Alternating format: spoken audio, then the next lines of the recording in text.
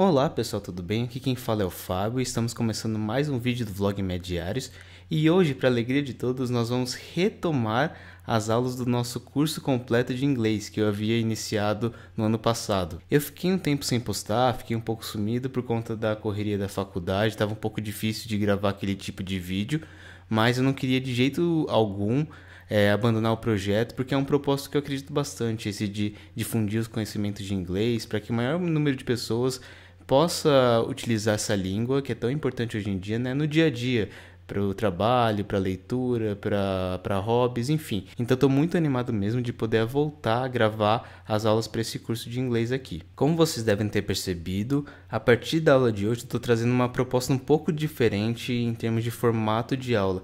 Antes, para quem assistiu, eu estava fazendo com a minha lousa branca no meu quarto e dava muito trabalho para fazer daquele jeito, porque eu tinha que ajustar a câmera, o celular na angulação correta, eu tinha que esperar a hora do dia que tivesse com pouco barulho, com uma iluminação minimamente boa para poder gravar. Também demorava bastante para ficar apagando e reescrevendo as coisas no quadro, então isso dava muito trabalho e me desgastava bastante. Então eu resolvi testar esse novo jeito de gravar a tela do meu computador. Eu vou falando aqui no microfone, dando explicações, e à medida que eu for falando, eu vou escrevendo os exemplos aqui nesse documento em Word. Eu acho que vai ser bem mais produtivo, acho que vai ficar mais fácil de eu gravar. Eu acho que as aulas podem até ficar mais dinâmicas, porque eu vou escrevendo à medida que eu for falando, então acho que vai ficar menos maçante até. Mas como sempre, estou super aberto a sugestões de como eu posso melhorar daqui para frente. Mas por enquanto vamos testar como que fica desse jeito, tá bom, pessoal? Então, sem mais demoras, vamos começar a nossa aula, que é o porquê vocês estão aqui hoje. Então, nós já estamos na aula número 6 do nosso curso e o tema da aula de hoje é Question Words. Como o nome diz, essas são palavras que auxiliam a formação de perguntas. Como que elas fazem isso? Elas vão direcionar um pouco a pergunta para nós conseguirmos alguma informação específica do nosso interlocutor. Vou dar alguns exemplos aqui em português para vocês entenderem. Se nós quisermos fazer uma pergunta sobre algum lugar, provavelmente uma palavra que pode nos ajudar é onde. Então, onde você mora, onde você está, onde você vai. Tudo isso está relacionado a algum lugar. O lugar que a pessoa está nesse momento, o lugar para que a pessoa vai, está direcionando. Outro exemplo, se nós quisermos saber sobre a identidade de uma pessoa, nós provavelmente vamos usar a palavra quem. Então, quem é você, quem é ela, quem é aquele que estava ontem aqui, qualquer coisa assim, porque nós estamos investigando a identidade de uma pessoa. Então, todas as palavras que, quem, quantos, onde, são question words, que a gente fala em inglês, né? E aqui está a listinha das que nós vamos aprender hoje e elas vão ser muito úteis nesse sentido, para a gente poder continuar nosso aprendizado de diálogos, para a gente continuar a nossa funcionalidade no inglês. E para finalizar, quando a gente estiver no final desse vídeo, nós vamos manter a tradição das nossas aulas passadas e, além de um tópico de gramática, nós sempre vamos aprender algum tópico de vocabulário. E o tema que eu escolhi para hoje é lugares da casa. Então, nós vamos aprender como se fala quarto, cozinha, banheiro e tudo isso aí. Mas antes de começar a aula de hoje propriamente dita, eu gostaria de fazer uma rápida revisão sobre os verbos que nós já vimos aqui no curso. Eu vou tentar ser bem breve porque nós já vimos tudo isso, pessoal. É só para relembrar mesmo. Então, o primeiro verbo e o mais importante que nós vimos era o verb to be, que em português é ser ou estar. Então ele é o verbo mais famoso de todos, eu não vou conjugá-lo inteiro de novo por aqui, eu só quero relembrar alguns conceitos sobre a manipulação dele para transformar as frases na interrogativa e na negativa no presente. Então, por exemplo, vamos tomar a frase He is tall como exemplo. Então, aqui a frase está na afirmativa, certo? Então, pronome, verbo, adjetivo. Se nós quiséssemos deixá-la na negativa, que vocês lembram o que a gente tem que fazer? Nós temos que adicionar o not, certo? He is not tall. E se nós quiséssemos deixar a frase na interrogativa, tem um truque especial que era passar o verbo para frente, inverter a ordem do verbo e sujeito. Então, is he tall? Só mais um exemplo, então, para ficar bem fixado, para a gente poder avançar na aula. You are rich. Você é rico, aqui está afirmando. Se nós quiséssemos deixar na negativa, you are not rich. Você não é rico. E na interrogativa, are you rich? Você é rico? De novo, só inverteu o verbo e o sujeito da frase. Esse é o verb to be. Mas além do verb to be, nós começamos a ver os outros verbos do inglês. E nós vimos que para manipulá-los, para formar frases negativas ou interrogativas, eles não bastam por si só, igual ao verb to be. Nós tínhamos que usar outro verbo que era chamado de verbo auxiliar, que era o do ou does. O do era usado para praticamente todas as pessoas, com exceção da terceira pessoa do singular, o he, she, it, que utiliza o does como verbo auxiliar. Então vamos relembrar como fazer para passar esses verbos para interrogativa e para negativa. Então, por exemplo, o verbo to live, que significa viver ou morar. Então, por exemplo, uma frase: I live in São Paulo. Aqui está afirmando, certo? E se nós quiséssemos passar para negativa, daí já vai entrar o verbo auxiliar do. I do, como é negativa, not live in São Paulo. Lembraram, pessoal? E daí, se nós quiséssemos passar para interrogativa, aliás, nós temos que colocar o verbo auxiliar lá na frente, né? Do I live in São Paulo? Essa é a estrutura básica. Vamos dar o último exemplo aqui, só para a gente poder avançar na aula. Vamos usar o verbo to read, que em português significa ler. She reads books. Então lembrem que quando é a terceira pessoa do singular, então she, he ou it, para você conjugar o verbo no presente, geralmente é adicionado um S à forma no infinitivo, né? Então to read é o infinitivo e tem um S aqui porque é she. Então she reads books. Então isso é a afirmativa. Ela lê livros. Se nós quiséssemos deixar na negativa, she does not read books. Lembrem também que quando já tem o pronome auxiliar aqui, o verbo auxiliar aqui, pode sair o S da conjugação, né? Então, é aquela historinha que eu contava, que só precisa ter o S em algum lugar. Como já está aqui no auxiliar, não precisa mais aqui.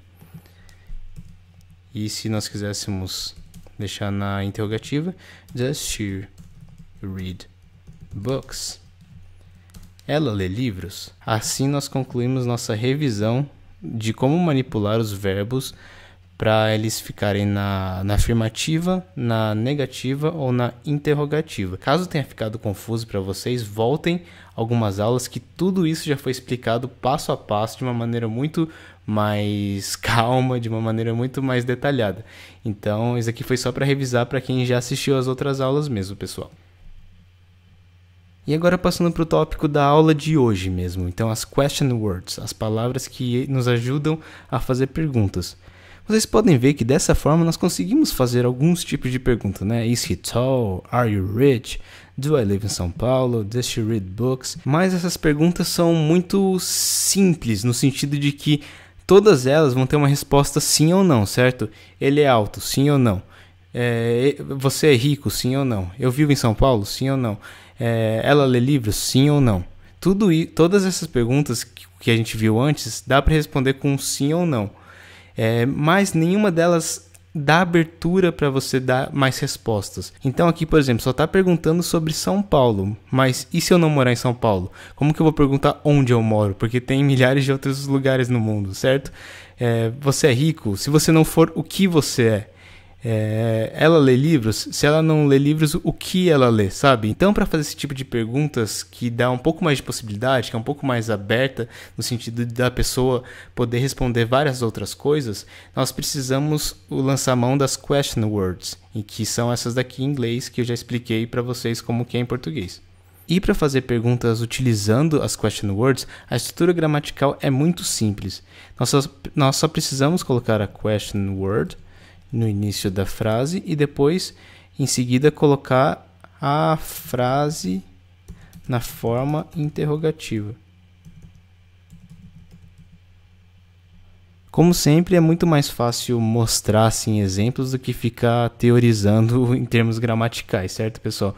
Então, vamos já utilizar os primeiros exemplos. Vamos colocar aqui a primeira question word, que é what. Então, what significa principalmente o que e qual. Essas são as duas principais traduções para what. Às vezes pode ter outras coisas, mas por enquanto vamos pensar que são essas duas que ele vai utilizar. Então agora vamos utilizar a palavra what e essa estrutura gramatical aqui para fazer uma das perguntas mais importantes do inglês em termos de diálogo. What is your name? Que significa qual é o seu nome? Vocês têm condição total de entender gramaticalmente o que está acontecendo aqui. Porque nós já aprendemos cada uma dessas palavras. Então, what, que é a question word, que significa qual, nós acabamos de ver. Is, que é o verbo to be conjugado. Your, que é seu. Name, que é nome. Vamos entender o que está acontecendo aqui. Está seguindo exatamente essa estrutura aqui. A question word no começo e uma frase interrogativa em seguida. Se nós quiséssemos fazer uma frase afirmativa, your name is Maria, por exemplo. Essa seria a estrutura normal, né? Que seria o substantivo, o sujeito e depois o verbo. Mas como é uma pergunta aqui, o verbo foi para frente. Então, is your name? What is your name? E com isso nós formamos uma pergunta. Viu como é simples, pessoal? Então, nunca vai fugir dessa regra. Então, vamos dar outro exemplo para ficar mais claro ainda. What is that? Que significa o que é aquilo. Então, that é o pronome demonstrativo para se referir a algum objeto que está longe do locutor. Então, é o aquilo.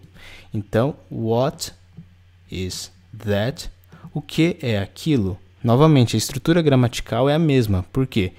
Está começando com uma question word e depois o verbo está invertido com o sujeito. Está vindo primeiro o verbo, depois o sujeito. Então é isso, é bem simples mesmo. Vamos continuar vendo as outras question words que vai ficar mais fácil ainda de entender. A próxima aqui da lista é who. Who significa quem.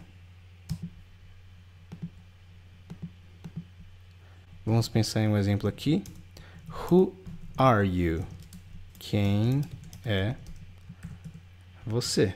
Agora que a gente já viu a estrutura, fica muito mais fácil, né, pessoal? Então, question word no começo, depois uma frase interrogativa. Acho que nem precisa de muita explicação, né? E você pode fazer isso com qualquer pronome. Who is she? Quem é ela?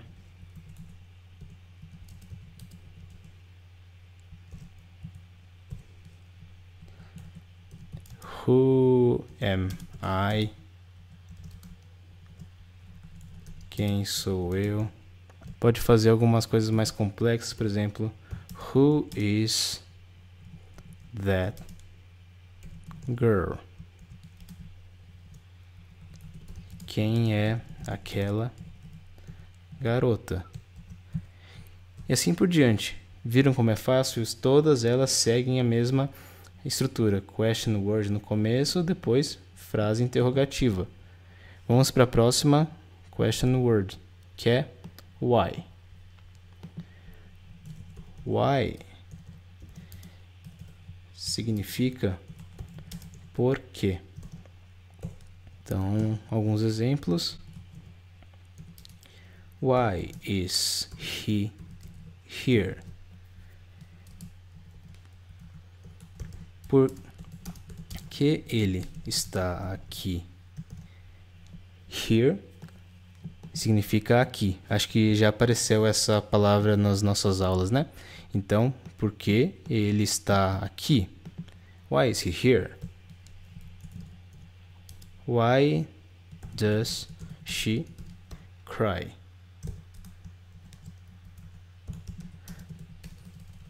Por que ela chora? Não sei se esse verbo já apareceu antes, mas to cry significa chorar. Why are you tired?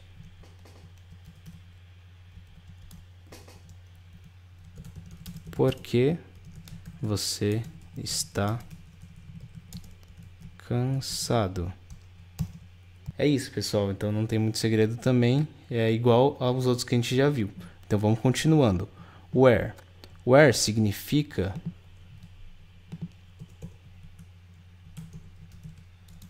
onde. Então um exemplo. Where do you live? Onde você mora? Outro exemplo. Where does she eat? Onde ela come? Um último exemplo para finalizar. Where. Where is my mother? Onde está a minha mãe? E assim por diante. Vamos então para o próximo question word, que é when. When significa quando. Vamos pensar em alguns exemplos então. When are you home?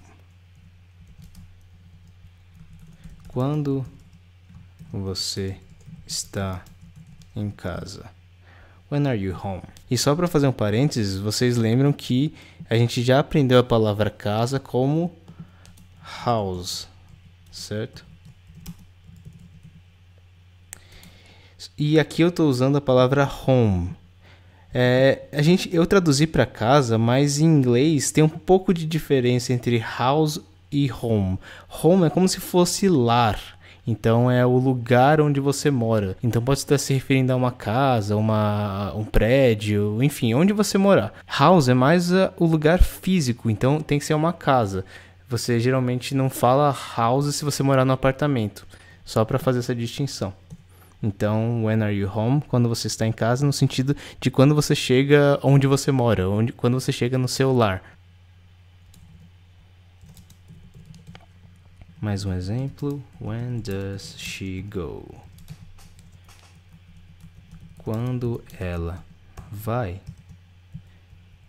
E por último, when does the game start?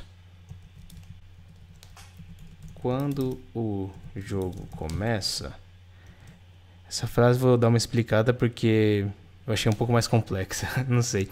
Mas the game aqui é o sujeito, certo? E como é terceira pessoa do singular, daria para trocar the game por it.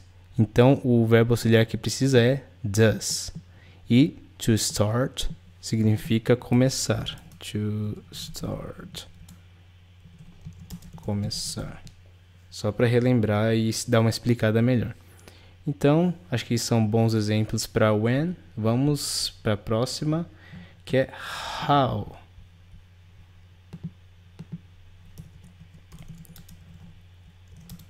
How significa como.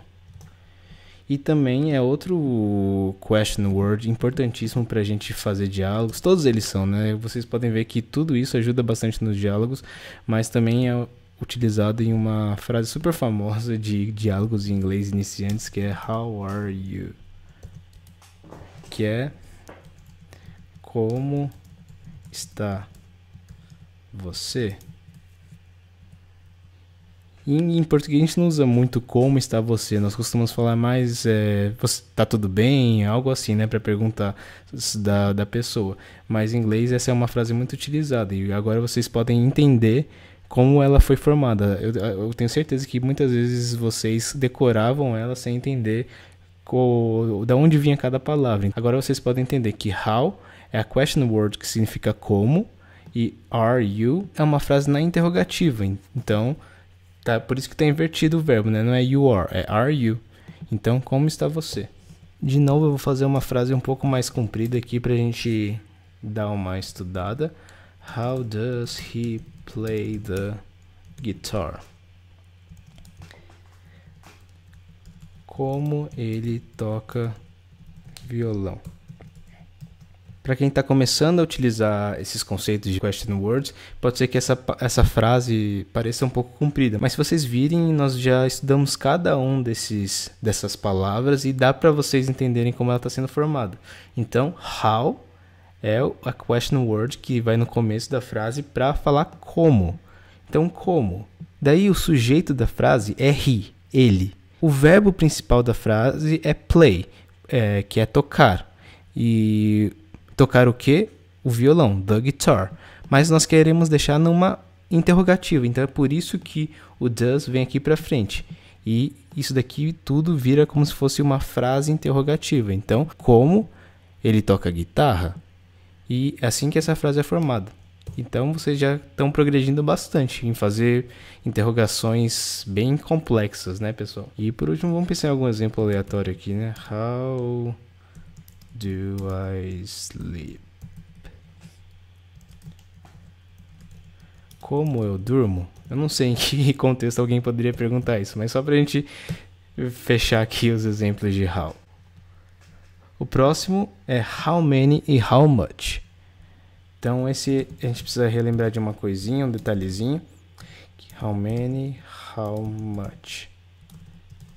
Ele significa quantos. Quanto. Mas quando que eu utilizo um e quando eu utilizo o outro? Basicamente, how many você vai utilizar para substantivos contáveis. E how much você vai utilizar para substantivos incontáveis. Eu já toquei nesse assunto, eu falei que eu ia voltar muitas outras vezes, porque no inglês tem muito esse conceito de substantivos contáveis e incontáveis.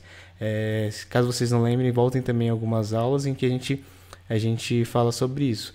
Mas vamos dar alguns exemplos de cada um deles para relembrar isso. Então, por exemplo, how many cars do you have? Quantos carros você tem? Vamos entender o que está acontecendo aqui. Então, how many, esse conjuntinho de duas palavras, é a question word, assim, o termo para você fazer a pergunta. Então, quantos? Cars, carros. Do you have? Você tem. E daqui está utilizando o verbo to have, que é o principal ter, e utilizando o verbo auxiliar do. Então, how many cars do you have? E vocês podem perceber que how many sempre vai vir algum substantivo logo depois. Então, how many cars, how many dogs, how many sisters, enfim, o que você quiser perguntar. Então, só para dar outro exemplo. How many sisters does he have? Quantas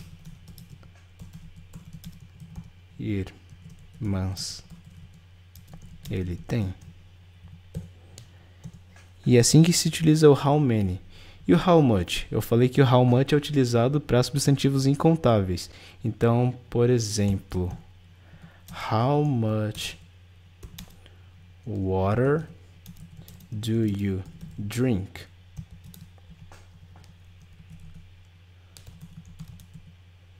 O quanto de água você bebe? Essa frase é um pouco complexa, então vamos com calma. Como eu já havia dito em aulas passadas, o substantivo water é incontável no inglês. Por quê? A gente não conta uma água, duas águas em inglês. Nós contamos uma garrafa de água, 3 garrafas de água, 5 copos d'água, mas a gente não pode falar simplesmente duas águas. Isso vocês vão pegando com experiência, quais substantivos são contáveis, quais são incontáveis. Mas no geral, bebidas quase sempre são incontáveis. Então, water, coffee, que é café, wine, que é vinho, beer, que é cerveja, tudo isso é incontável. Então, how much water, o quanto de água, quanta água você bebe. Eu não sei se vocês se lembram, mas drink, to drink, é beber, certo? Então é isso que é essa frase, how much water, que é o quanto de água, daí a frase na interrogativa, do you drink?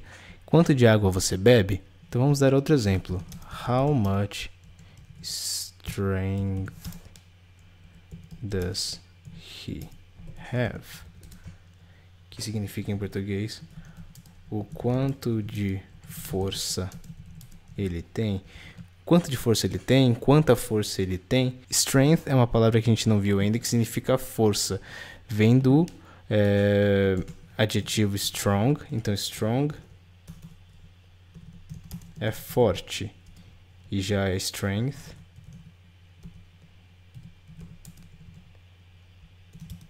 é força. Só pra gente aprender essas palavras aqui. Strong, forte, strength, força. E o que está acontecendo aqui? Então, how much novamente é quanto, o quanto. E strength é um substantivo que é derivado de uma qualidade. E esse tipo de substantivos normalmente são incontáveis também. Então, força, paciência, coragem, tudo isso é incontável. Você não pode falar eu tenho 2 coragens, eu tenho 3 forças, eu tenho 4 paciências. Não, tudo isso é uma coisa meio abstrata, esses substantivos meio abstratos, eles geralmente são incontáveis. Então, por isso que a gente está usando how much e não how many. How much strength does he have? E aqui é só a frase na interrogativa normalmente. Acho que tá bom, né, pessoal, de how many, how much. Então, só para relembrar que how much é utilizado para substantivos incontáveis e how many para contáveis. E com isso, nós meio que finalizamos essa parte da aula de como utilizar as question words para fazer esse tipo de perguntas, em que a gente quer respostas mais amplas, quer dar mais opções para a pessoa responder. E vocês podem perceber que elas são muito, muito importantes para utilizar em diálogos daqui para frente. Então, por exemplo, what is your name? Qual é o seu nome? Who are you? Quem é você? Who is she? Where do you live? Onde você mora? Todas essas perguntas a gente faz praticamente em todos os diálogos que a gente tem com qualquer pessoa com quem a gente vai falar.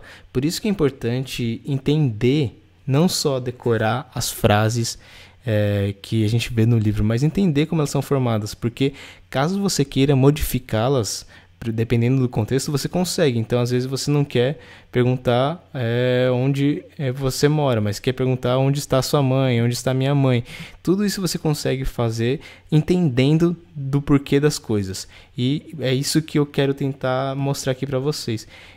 A formação das frases para vocês terem autonomia para fazer suas próprias. Espero que vocês tenham entendido a importância das question words e como utilizá-las. Caso tenha ficado alguma coisa meio confusa, podem escrever aqui nos comentários que eu tento explicar para vocês. E agora que nós já vimos essa parte da gramática, vamos para a parte do vocabulário da aula de hoje, que é lugares da casa. E sem dúvida, a palavra mais importante para vocês aprenderem hoje, para vocês lembrarem, é room. Significa, por si só, quando é utilizada sozinha, significa quarto.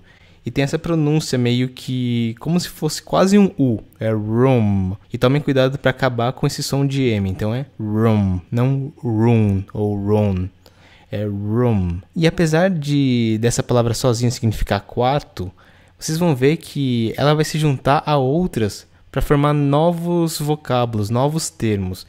Vamos entender aqui o que é isso. Por exemplo, além de room, existe bedroom, que também significa quarto.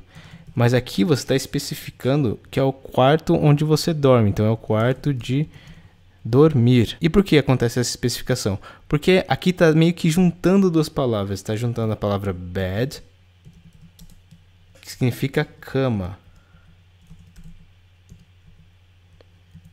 mas a palavra room, que significa quarto, certo? Então meio que está especificando, é o quarto onde fica a cama.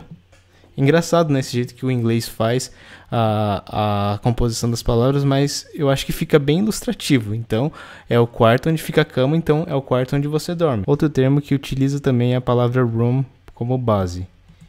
Living room. Que significa sala de estar em português. E dá pra gente entender mais ou menos de onde veio esse termo. Lembra que nessa aula mesmo a gente viu que o verbo to live significa morar, viver, algo assim. Então, living tem a mesma raiz desse verbo. Então, é como se fosse assim, um quarto de convivência, um quarto onde as pessoas ficam. Por isso que fica sala de estar. Próximo termo que utiliza room também é bathroom. Que significa banheiro.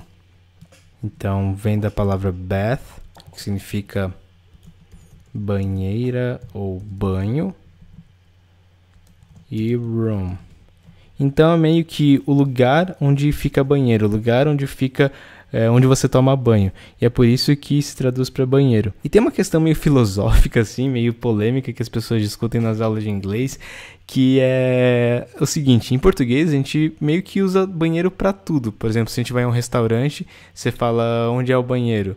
Se você vai na casa de alguém, você pergunta, posso ir ao banheiro? Você vai tomar um banho, você fala que você tá indo pro banheiro. Mas tem gente que fala que em inglês você só pode utilizar a palavra bathroom para lugares que realmente tiver onde você tomar banho. Então, por exemplo, se você for a um restaurante, você não tem um lugar para tomar banho.